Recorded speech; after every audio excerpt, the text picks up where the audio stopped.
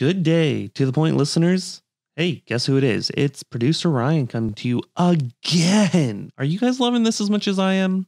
Because I am loving it a lot. Look, I've got a couple announcements to make for this week's episode, who, by the way, was phenomenal. Like, this was live at RoofCon. John Dye. What a great episode. But look, before we get into it, let me give you a couple announcements. Chris is still traveling, but he will be at Pantheon in LA from April 20th to 22nd. And Jeff Boab will be at American Contractor Summit. Speaking of which, John Dye is holding the American Contractor Summit April 21st through 22nd, both in-person and virtual access. So no reason not to go. Look, for those of you that want to go in person, it's in Indianapolis. For those of you that want to stay home, chill on the couch, it's right there online. Now, where do you sign up? You sign up at AmericanContractorSummit.com. One more time, AmericanContractorSummit.com. Now, let's get into this week's episode. This is To The Point, a Rhino experience. Voted one of the top home services marketing and operations podcasts. Cutting through the bullshit and getting to the point. Hey, what's up, To The Point listeners? It's your boy, the host of To The Point Home Services Podcast, along with my co-host, the Jeff, live at RoofCon 2021. This is like, what, our fifth podcast we've done since we've been here? Yeah, it's the fifth, but I am super excited about this one. Yeah, man. Like, I met this guy at International Roofing Expo, our guest. Great human being. We connected instantly, which is really cool. It was really weird. I'm just saying. I didn't say intimately. I said instantly. That would be you, Jeff. You're the one that connects intimately. Wait.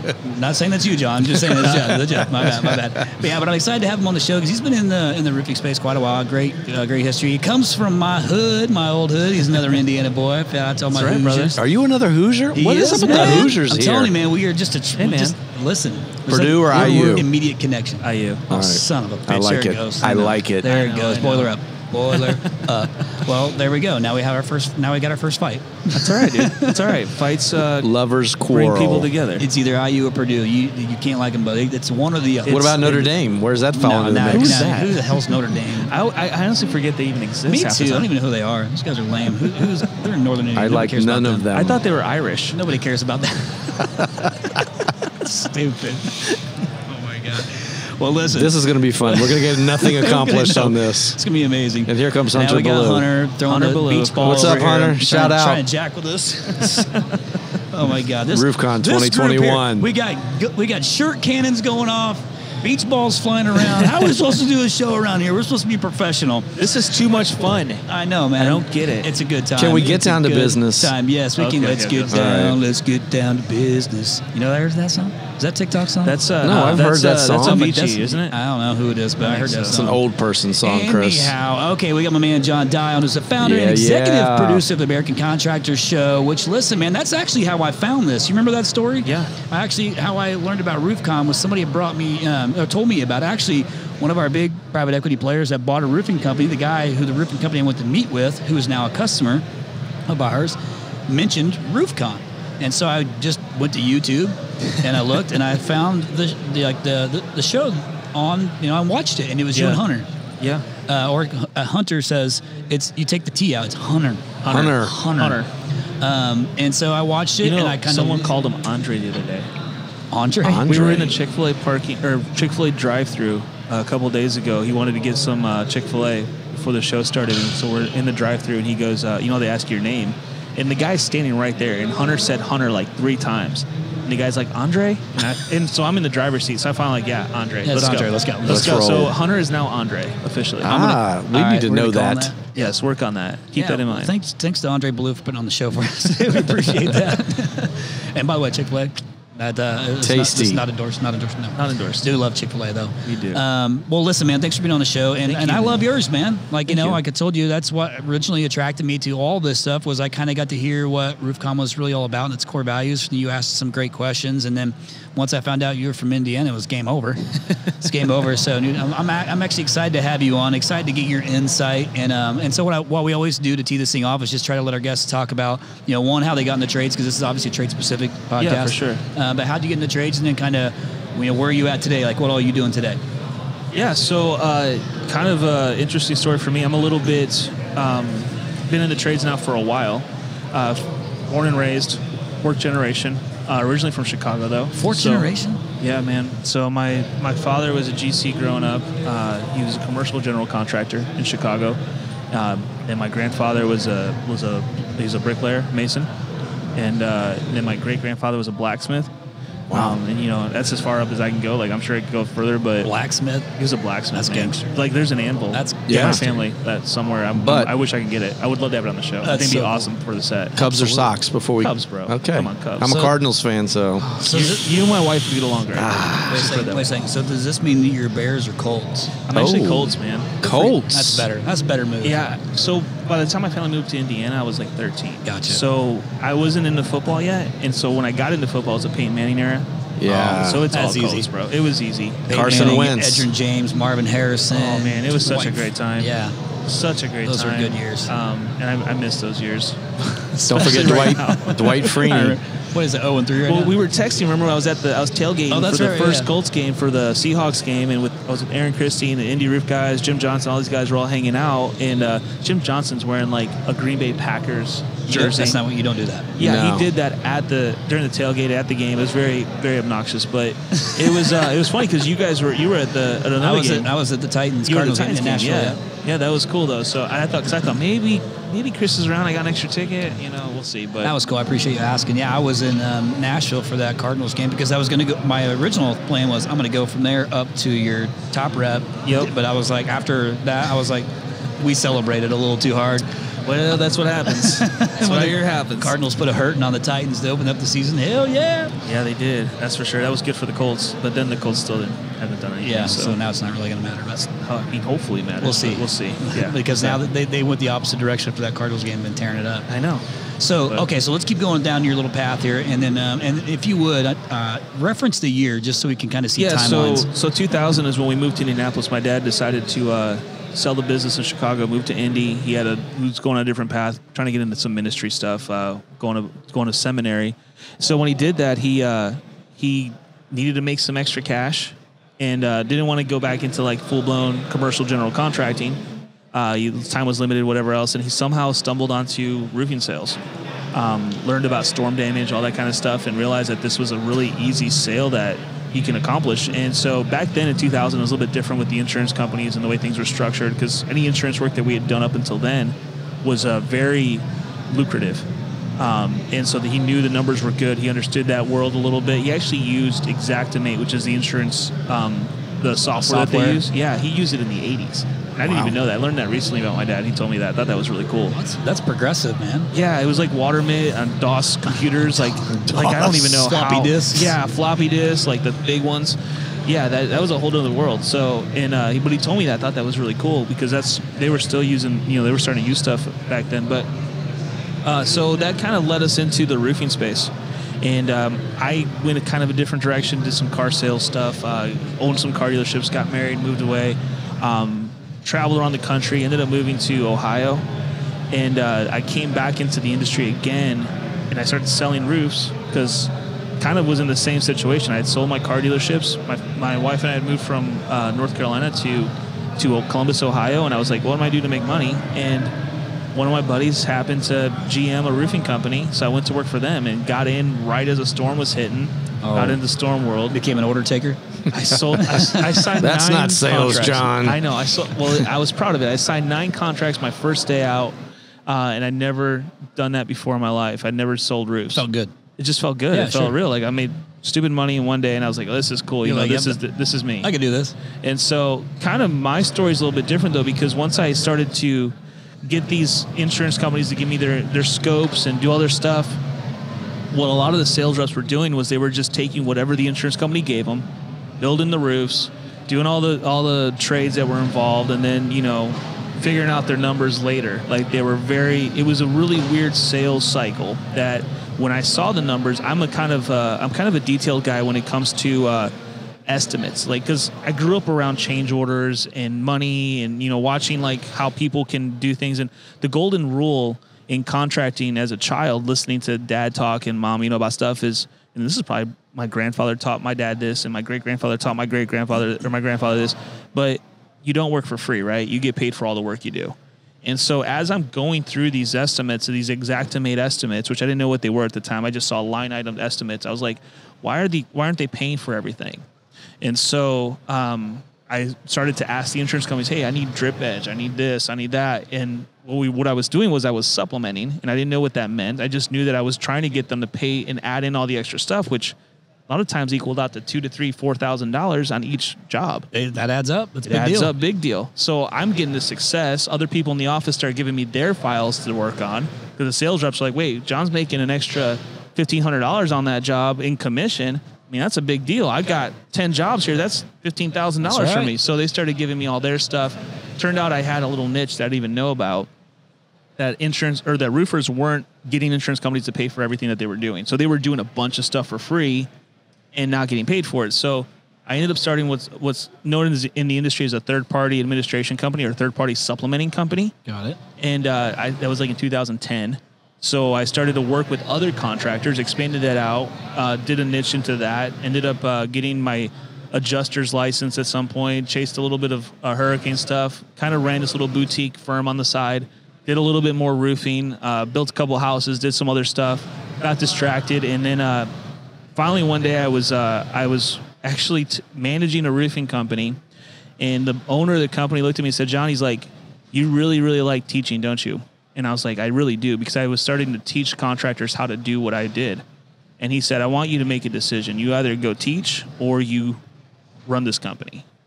And I said, I was kind of like annoyed by it because I was kind of ticked, but I knew you had an ultimatum, man. He gave me an ultimatum, and but he knew what he was doing, and he's actually one of my closest friends. I literally just talked to him about 5 minutes ago. He's here, and he owns this big company. They do probably $30-40 million a year, and they have branches all over the country. And so I ran a branch for him, and he did that, and it was because he saw what I was really passionate about. So and what I was potential. This is super Very intentional. Yeah, it was a very personal conversation that we had. And so he said, I think you should go, because I had started to travel more and teaching these events. And so I ended up taking the travel thing. I was like, I want to go teach more. And that's what started Art of the Supplement. And so what year is this, just so I have some reference? This is like 2017, 18. Okay, got it. Okay. So I'm out traveling around the country teaching contractors how to do insurance scopes. And then how to write the right things, how to supplement the right way. I don't mean to interrupt you. So did you create an actual business for this? I did. Like a straight up LLC? It's called Art of the Supplement. Art of the Supplement. Okay, gotcha. It was a brand that I created that I was literally having courses all over the country where I'm teaching it. Plus I'm doing like private, training stuff, consulting work, and building these companies' supplement departments up. Got it. And so I ended up getting acquired by the largest third-party supplement company in the nation, which is Balance Claims. They're based out of Indianapolis. Right, gotcha, okay. And so Troy, Eric, those guys ended up becoming my business partners because we ended up trading out shares, and I took a piece of Balance. And last year during COVID, we started American Contractor Show. So it's a very new thing. It's only a little over a year and a half old. And it was started because of COVID. We started to garner some attention. We started doing some podcasting, some different videos with Art of the Supplement. Yep. But Art of the Supplement is so narrowly focused, and I wanted to help contractors on a much broader scale. Plus, you learn so much when you consult people, when you consult businesses, because you see so many different things, and you see things that work, things that don't work, and you have this view of the industry from a whole different perspective. And being at Balance, we had 800 clients. I can't actually wait to dig into a couple of those things. Yeah. What those are that you see. I learned all that. American Contractor was developed out of that. And earlier this year in April, Balance Claims got acquired by a publicly traded company. So we all got to cash out a little bit. And during that transition period, I got a hold of American Contractor Show, pulled it out of Balance. The other partners graciously sold it to me at a ridiculous rate. We worked out a really good deal, and it worked out really, because we were having a pretty good exit at that point. So I was able to acquire ACS, and partnered with Jim Johnson, who is the Contractor Coach Pro in the industry. He's a phenomenal guy. I'm more of a visionary, so I'm not very good at like Same. Yeah, like I need a guy like Jeff El Patron, to make things happen. El Patron. Integrators. El Jefe. Shout out to Integrators. Connor, right. love you. Hey man, will you give a quick plug on American Contractor, just so our listeners want to give it a listen? it's all over YouTube. It was kind of funny. We've taken off actually on TikTok, which has been our craziest thing. Yeah, that's been weird to hear all the TikTok stuff, but like my social team has been on it. Like, we need to do more. I'm like, this is going to sound bad. I don't even have it. My wife does. I don't even have it. I didn't even have it. But we have it. I just don't know anything about it. And I don't really put much effort into it. Didn't mean to derail you, but okay, go ahead. My team loves it. They're younger. They like it. They think it's cool. So they jumped all over it, made it a thing. Thankfully, Tesla is putting on Tesla roofs right now, and it's a roof system. So we were able to get some good coverage with that, which has helped boost it up. But we're basically all about celebrating contractors, making their lives better, elevating the industry, education. That's what we are. We're not about, we get enough money to keep our doors open, keep our lights on, keep the bills paid. But at the end of the day, this is all about giving back to the industry. That's perfect. And so that's our whole mission. That's why we exist. Well, that's why this exists. Yeah, is exactly that. And I think we had that synergy. We sure did. And so it was actually, this is where I tell this story 100 times, but the only reason I started this thing was when Gary had said, when Gary had said, I know that sound. You got to start the podcast, and I was like, dude, I don't want to do a radio show. He's like, you're already looking at it wrong. It's not a radio show. Right. He's like, you just said to me, one of your core values is giving back, and you can't work with everybody. This is how you give back. And he's like, and then he was helpful. So that part was helpful. Bro. But the whole intent was to give back, and to see what it's become today is like pretty exceptional. It all has to do with our listeners and our guests. Yeah. I mean, our guests bring in great content. Our listeners are amazing. They're so loyal, and so it's fun to watch it grow. It's just become more of a full-time job.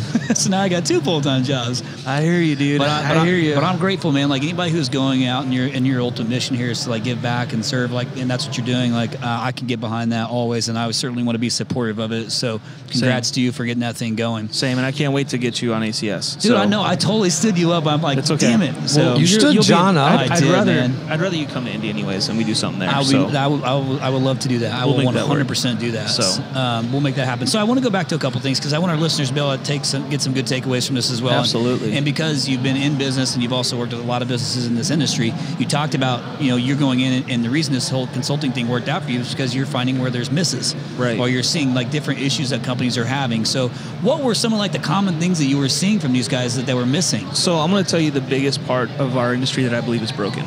Okay. And that might be a little bit whatever, but I'm just going to... When you say our industry... the roofing industry. Got it, okay. The roofing, specifically the roofing industry, because the roofing industry is made up of pretty much 2 different sides of it. You have the retail side that's out selling retail jobs that don't experience a lot of storm damage, and then you've got the insurance restoration side. The insurance restoration side, though, is a massive part of this industry. Okay, so both these sides are basically doing the same thing but different.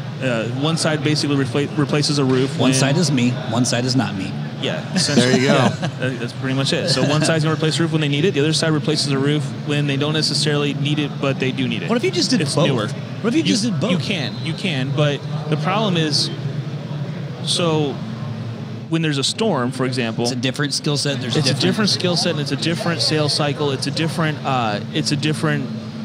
amount of pressure on the company, that they now have this large influx of jobs that they have to take care of, because of, like Indianapolis, we've gotten hit with some storms in the last couple of years. Yep. So a lot of the indie companies are exploding in revenues, but those revenues are based on storm work. And so they're really busy right now. They have this massive influx. And so next year, if there's no storms, what ends up happening, that company's going to shrink down a little bit, right? Yep. It's going to change the way that they operate. So that's the problem I'm trying to solve, by the way, just so you know. And that's what I'm hyper-focused on. Yeah, we're in the same boat. We're trying to solve this same problem. And it's a terrible influx, and it makes for a really hard deal. But I have a lot of friends that have been doing this for a long time, but I feel like, number one, we have a bad approach to the storm game to begin with. I have a good friend. Her name is Jen Silver. I don't know if you've met her yet. She's here at the show somewhere. She does. She's in Utah, but the way that she treats every deal like it's a retail deal. So in other words, when You mean the storm, like when the storms come through, Yes. she treats it like retail? She treats it like a retail deal, even though it's not a retail deal. She treats it as such because the problem is contractors, especially roofing contractors, have taken on the role of insured advocate, almost like a public adjuster should do. Contractors have taken that role with the way that they supplement, the way that they write things, the way that they approach the job. They almost feel like they're there to represent and help the homeowner get that claim approved, which is completely outside of the realm of a contractor, right? And so that's been a big, that's what led us into supplementing, doing some of the stuff that we do, is because contractors had this massive desire to fill that role. And now looking at it in 2021, it's a totally different world. And the way the insurance companies are basically at war with us now, because they feel like we have essentially gone out, marketed to those customers specifically, created this point where now they're paying out all this money in claims and then we supplement it and we try to, this is the whole reason why we exist. Okay, why supplement companies exist is because insurance companies have guidelines and they brought those guidelines back to basically cover less of the roof. So that's a massive problem. So what Jen does, and what I've seen a lot of the contractors starting to do, is instead of them treating it like which you got to think too, an insurance claim, by the way, your sales cycle on an insurance claim is going to be 3, 4, 5 months sometimes. Right, yeah. Longer. Which it takes a day to do a roof. Okay, it's not like a whole big project, but it becomes this massive project. So think about the time. If you're doing and a effort. bunch too, you're sitting. Well, you better be cash. You better have some decent cash flow. You because gotta you have carry decent cash flow because you're carrying a lot. Yeah. But not just that, but your sales reps have to have decent cash too. Everyone's stressed out by the cash because your sales cycle is massively long. What's normal for like the sales guys to get paid out? They sell a roof, they get paid out. Well, that's a whole other problem in the industry. Okay, then don't derail. Keep going. Let me not derail because that's another. We could go into a whole long rabbit hole into that. And by the way, listeners, when he says retail, he's essentially referring to residential. So just so I can get the verbiage right. Let's keep. I'm not going to get into commercial because that's a whole other thing too. So on the residential retail side, so they're selling it. So what Jen does is she takes it. She says, okay, Mr. and Mrs. Homeowner, which also the other thing that homeowners are scared of is that a contractor is going to come, knock their door, sell them the idea, get the insurance company to pay for it, and then the contractor is going to take that first check from the insurance company, and they'll never see them again. Okay, so that's another thing, because anytime that happens, which it happens not that regularly, but when it does happen, the media is all over it. Does it happen more so when storms happen? Oh, 100%. Obviously. Because storms attract a certain chasers, type, chasers, people that are unscrupulous, different stuff. So those people, when they get involved, it becomes this whole thing. So they're worried about that. So what Jen does is she's like, look, she comes in with a fresh perspective. She says, listen, we're not going to actually do this job based on the insurance proceeds, based on the insurance check or anything else. I'm going to finance the entire thing. All right, so when the insurance company approves your roof, if this is what's going to happen here, you'll take that money and you'll put that in your bank account. We're going to do a 6 months, same as cash, whatever, 12 months, she gets Green Sky, whoever involved, whatever finance company she wants to use. And then she's basically tells the homeowner, you keep your money, we're going to retail this whole thing out. We're going to finance the whole job. And she has actual cost analysis on what the job should cost. She's not going off of the insurance numbers. She's coming off of her actual numbers that she knows. That's good. And she's like, okay, so let's say for example, the job on the retail side costs $12,000 to produce. The insurance company's only paying $10,000. Okay, great. It's going to cost $12,000. Here's the breakdown of that job. If there's upgrades involved in that, she has it parsed out. And the reason she does that is so that the insured can then take that job, say I paid $12,000, Mr. Insurance Company. I did not upgrade anything. This was just to get the job approved. And the homeowner's taking this the invoice, not the estimate, the actual cost that was incurred because the homeowner incurred the cost, right? Right. And they're taking it to the insurance company saying, this is what I actually paid. Now the insurance company's saying, well, that's cost incurred. That's a different conversation now. Whereas before, everything was estimates and everything else. It's all nebulous, which estimates are guesses, whatever else. Guesstimates. Right. So at this point, now the homeowner's like, look, I paid this much to get the roof done. You pay me. And she tells the homeowner, if there's any problems with that, here's a name and number to a public adjuster. Wow. You deal with the public adjuster. So now the homeowner does all of that. Jen shows up, gets the job done, gets paid a week later, a few days later, whatever, gets the finance company pays her. She's out. She's out in 1-2 weeks versus 4, 5, 6 months. Got it. And so this new model, this thing that's coming on, I call this like the next era of roofing. Whereas before it was I call what we did before the legacy way of doing it. So I've been traveling around the country and I've been teaching this. I call it the ultimate claim experience. And people are like, oh, they think they're just going to come learn about supplementing. Yeah, I'll teach you how to do supplementing. Sure, if that's really the model you want to use, we'll have some rebuttal training, some But it's whatever. more than that. Yeah. But then after lunch, they come back in, and then Jen Silver gets up there and says, that's cool, but this is what I do. And here's a woman that owns a roofing company and is having massive success. The homeowners love her. She's targeting her customer, her ideal customer, and she has this amazing pipeline of work, and she's not having to, mess around with the insurance companies. Dude, What could be some that's amazing. Jeff, Like, what could be some how can we get potential? Jeff traveling with John Dye? Let's go. Let's go, on the man. road, bro. Sales training I got 101, some other baby. things in the works too, so we'll talk about that. We'll talk. yeah. We'll talk. This is exceptional. Like, so that's a lot.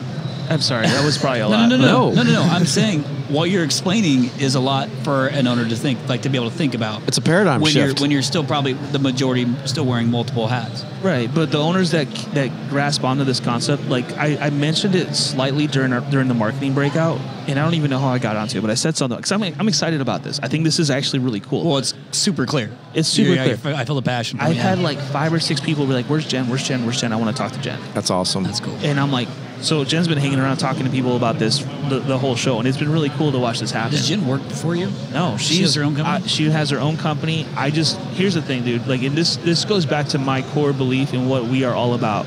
I mean, if anything, Jen could potentially be costing me money. I don't know, because if you look at how her model will affect the industry, my model goes completely against her model as far as the supplementer goes.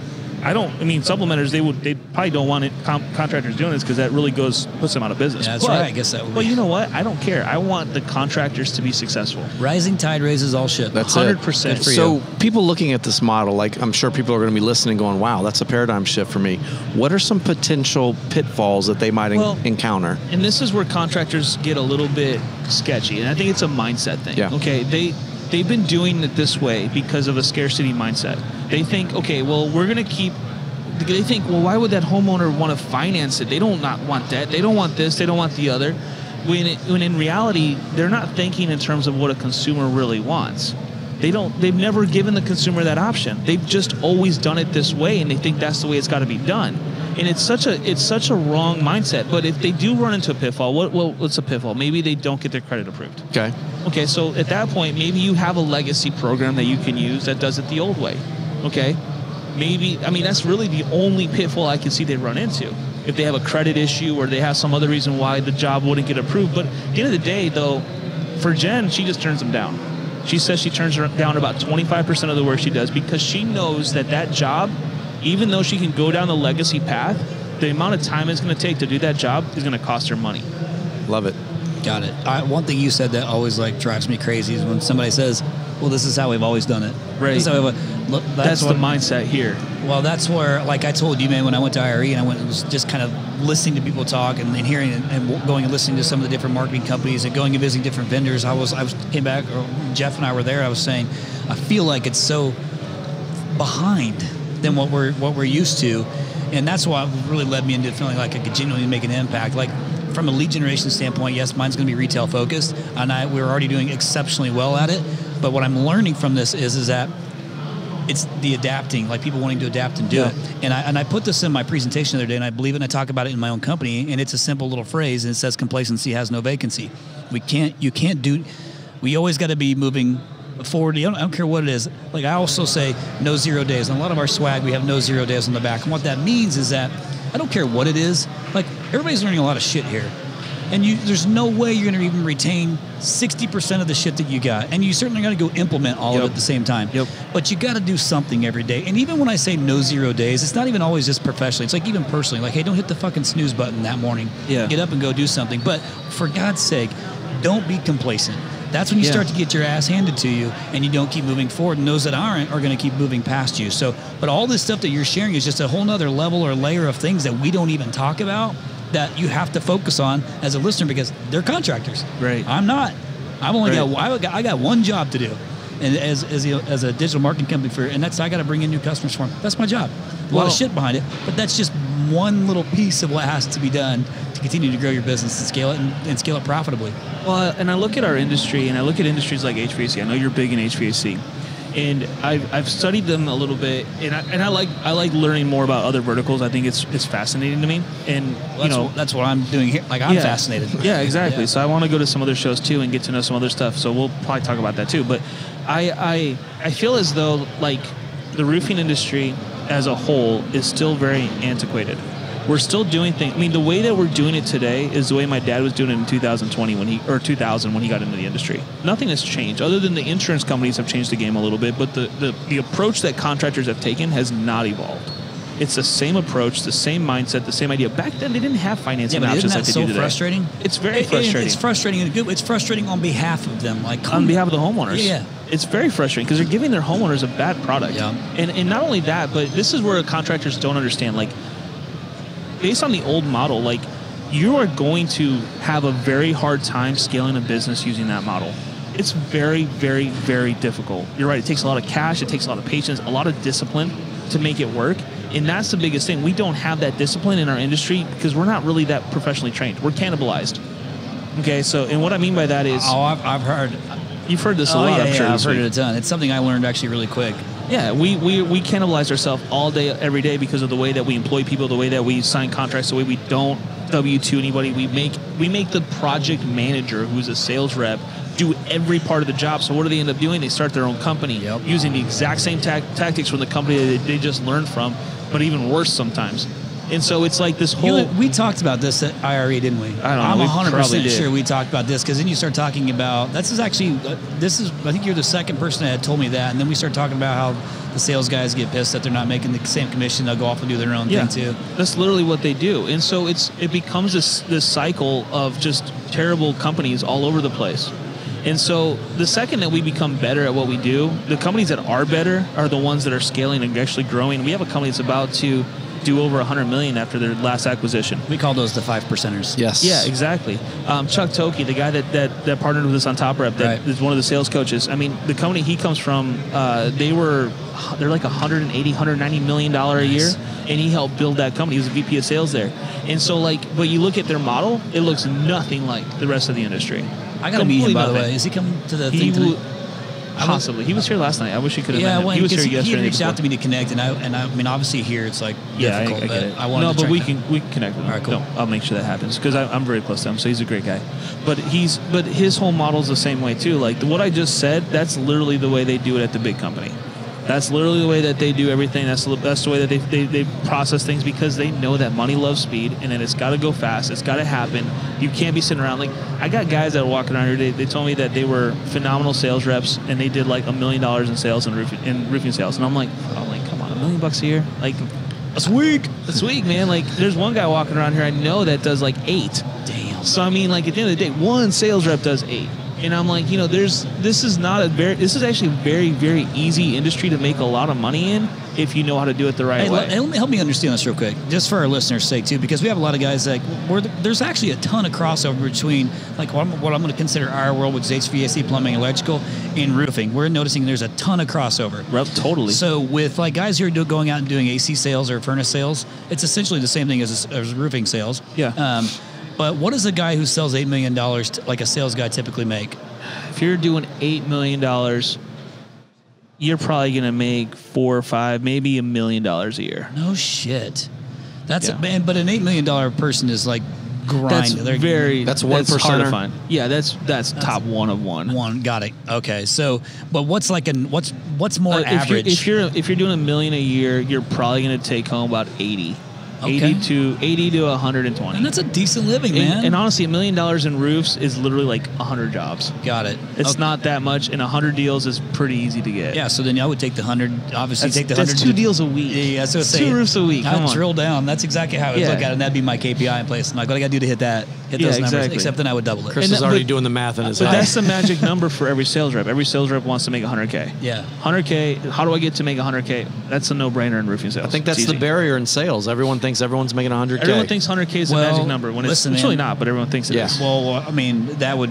I'm always a visionary thinker, so that would be like if I sucked, I would end up there. That's how my brain works. So, but I know not everybody's wired like me. But I do think that what matters is, and we had a few of these conversations about like brand equity in a market is you want to like who you're working for. Yeah, you want to 100%. You want to know that like they're doing things to constantly make their business better, not just flying by the seat of your pants. Because the whole sell it to grow your business thing, like that runs out at some point. It's got to be more than that to be successful.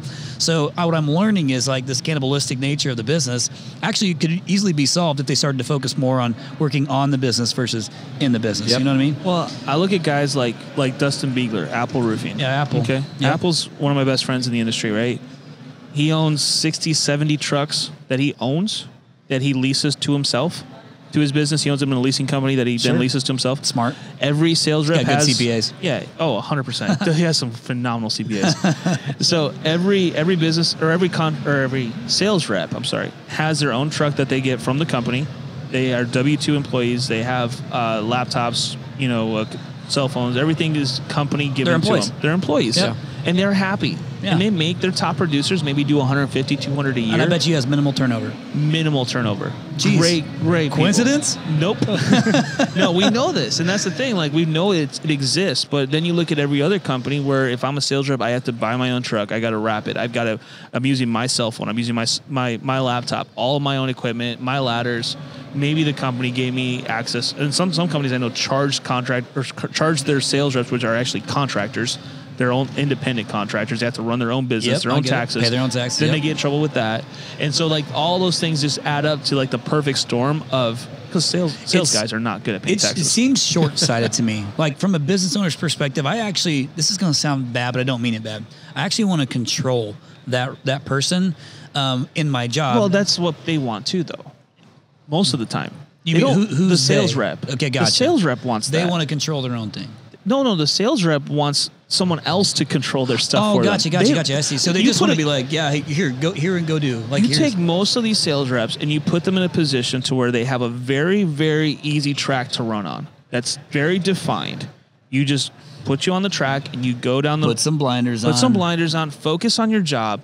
And you find that most people are pretty happy that way. Yeah. If you're making six figures and you have minimal stress and you don't have to worry. And you got your benefits. You got your gas card. You got benefits. You got other things. You go home every night. Those people are happier. 100%. And you work harder and you're more productive when you're happier. Yep. 100% versus our model where, and I hate to I don't want to seem like I'm trying to rip on my industry, but I do want to Well, no. You're just creating awareness. Creating awareness. Or drilling down awareness, And frankly, if I didn't care, I wouldn't say it. Yeah. So I care, and that's the reality. You're coming from a place of you're actually trying to correct it. I'm trying to help bring awareness. You're giving back is what you're doing. Yeah. And so when you look at it, though, if these guys are stressed out all the time, trying to get their numbers, trying to go out and sell jobs, knocking on doors, or even that's not even a terrible thing, but they got to make their truck payments. They got to make this. They got to do that. They got to pay their own health care. They've got to pay their taxes. Are you really making that person successful? Yeah, that's good. You're causing them, I think, more harm than good half the time. Yeah. John, why do you see that? Is it just like we talked about before? This is just the way that we've done it, and people are not evolving. The average business owner is not the Apples of the world. That's a big part of it. I feel like it's lack of education. Yeah. It's lack of desire to want to upsell. It's also I don't think they're making enough money. So, quick follow-up on their stuff. Interesting. I think the owners aren't making enough money. I think the sales reps are taking, because of the way that they structure it, and because they're not doing it retail, they're doing it for insurance proceeds. The insurance companies are squeezing the crap out of the industry. So, at the end of the day, if a business owner feels tight on cash, they shouldn't, but they do, because they don't know how to sell. They don't know their numbers. They don't really know all this information. They're just basically cash flowing this business instead of actually having good numbers. Very few of these companies, at the end of the day, they may have large revenue numbers, but they really don't have, they don't know their profit margins really are. So they rob from Peter to pay Paul? Bingo. Damn. Do you feel like because now we're in the information age that business owners will start to change because information is so prevalent? You talked about the system that she put in place that's working now.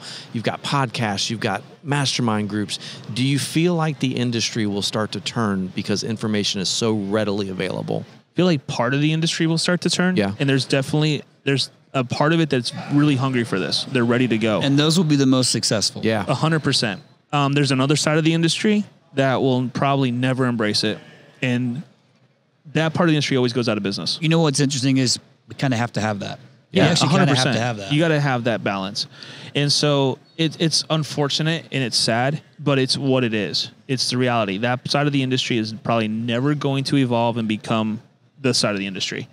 They're never going to learn that. Did you hear me talk about my 95-5 rule at all? Was that during, when did you say that? My keynote. It was a keynote. In a keynote. Okay, I think I was on the back with Hunter. We were hanging out. I'll talk about this 95-5 rule, which is kind of along those lines. And it's been accurate at least the 15 years I've done these. I've literally done hundreds of keynotes and breakouts and all this shit and been in the industry this long. And it's still the same thing. This 95-5 rule is a theory that no matter I walk out there or any of these speakers come out there or they meet with you and you give them facts on how to move the business forward and like even tactical takeaways, a box they can check that's easy. You just got to go and implement it. Even if it fails, you just got to go implement it. Most still won't do anything with it. 95% of the people will do nothing with what you gave them. Their ambition is there, but the action doesn't match.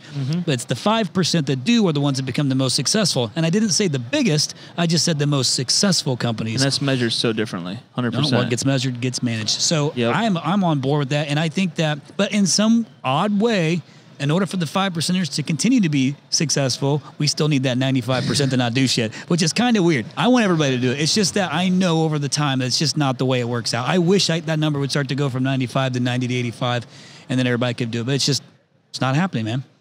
I've been trying to do what you're doing right now for 15 years in my own world, like really trying to be like, please listen to me. I've now got 15 years worth of working with some of the biggest badass home services contractors that do exactly what I'm telling you to do. And even if you take one or two of these things and implement them, that's so ridiculously easy. It's going to grow your business and make you more profitable without spending another dime.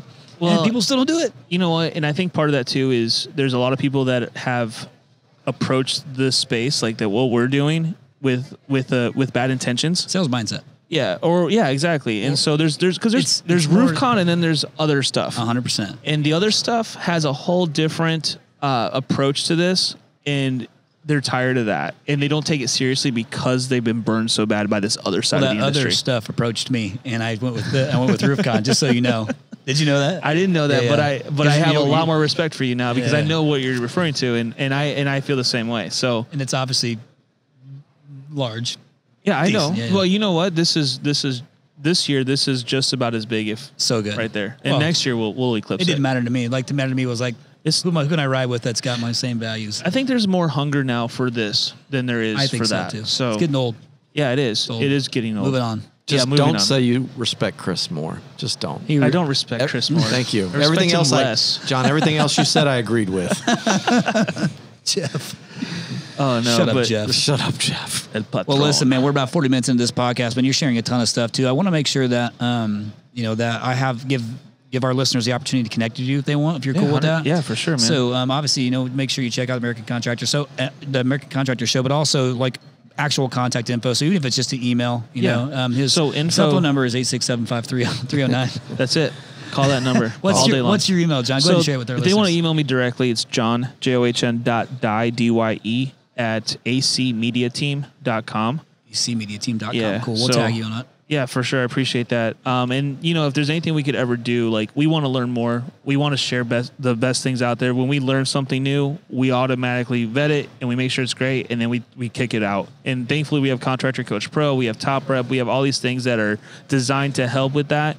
But we want to make sure that we get the right information out there. I think what I was just sitting here thinking, Jeff, we got to make some connections with some of our big players, too, to see if that – because – they're still learning too. Like we're so heavy HVAC, plumbing, electrical, like these little things. I'm thinking like, man, if I can make that connection and that's something that connects the dots. One, it lets us continue to bring more value, even though we don't do it, which is why strategic partnerships exist. We should make the connection. And roofs are becoming smart, which is super weird to say, but with solar and all these new things going on, there's going to be a lot more interlap between our industries, I think, in the future. Yeah, I think so, and too. So we're going to become much more meshed and aligned. Well, so I 100% know it's going to. Basically, if I look at trending, I'm already seeing it. That's why I'm here. Yeah. I start to see our players buying roofing companies. It's starting to become glaringly obvious that it's going to go that way. And the M&A market's it's going to go heavy the next 2-3 years into buying roofing companies. We're seeing it. I mean, we saw what happened with Cornerstone. We've seen what's happening across the world. Crest and Apple. My customers, the reason I have them is because of acquisitions. So my plumbing HVAC guys bought them and rolled them into the business. Right. So it's been kind of neat to watch. And we're just now on the very front cusp of that. That's why I'm here. Yeah, That's why I love that, and I love that you're here. I mean, I've been watching it. I've been seeing it happen, and I'm excited about what it's going to mean for the entire industry. Well, man, listen, I'm grateful for your time. I know, obviously, you probably pulled you away like on the fly, so impromptu. So, and thanks for sharing your knowledge, man. You crammed a ton of shit in a small amount of time. Sorry, dude. No. I'm grateful for that. I love it, man. We're like 42 minutes in. So thanks, man, for coming on the show. I'm excited to share. I'm excited to share your show as well with everybody. Thank you so much, man. You guys are awesome. You guys are doing a great job, and it's really an honor to be here. I'm humbled that you guys asked me to come by. I'm grateful. Thanks, man. Very enjoyable. Sounds like you and I will be doing a Zoom call soon. Let's do it, man. Jeff's gonna be traveling around the country here in no time. Him and Chuck are gonna be best friends. Yeah. John, let's go, man. I'm down. Listeners, listen, man. I hope you guys had some good takeaways there too. And obviously, like because we've been starting to pick up on the roofing contractors who listen to the podcast, and they're reaching out and continue to do that because it's actually a nice affirmation for us to know that this is valuable to you as well. But you got to always look between it. Business is business, regardless if you're HVAC, plumbing, electrical, roofing, solar. Doesn't matter. There's a lot of the same practices that you can take place. We drilled into pretty heavy into the roofing category, which is very purposeful for this particular episode, and I'm anxious to see the outcome of it. Yeah. I'm anxious to see what happens from it and the communication we get. But please, man, we love it when you leave reviews. That's obviously the most rewarding thing that we get. It lets us know how it's going, and obviously subscribe and share with your, with your friends and your family and your peers, and make sure your kids listen to it because they're really going to love it. But listen, man, this is our last podcast we're doing live at RoofCon 2021. Hey, you're it, brother. We ended it with a bang with my homie John Dye. Save the worst for last. Anchor. Save the worst for last. Listeners, we are so incredibly grateful for you. If I could spit the fucking words out. Yeah. So incredibly grateful for you. And until next time, we'll see you. Listeners, thank you so much again for listening to this podcast week after week. We are extremely grateful. Again, the whole purpose of this podcast is to give back to the home services industry that we love so much, whether you're a Rhino or not. We really, really appreciate all the subscribers. And if you haven't subscribed yet, please go in and subscribe, and you'll get all the episodes sent to you automatically weekly. Also, we have really enjoyed your feedback. It's so meaningful for us when we get to read the nice comments that you guys put. So keep doing that. And if you don't know how to do it, here's what you got to do. You search for To The Point Home Services on Apple Podcasts. You click on our profile, scroll all the way down to the bottom, and hit write a review. And be honest and share your story and how the podcast has impacted you and your business. Thanks again from the bottom of our hearts at To The Point Home Services Podcast. We appreciate you.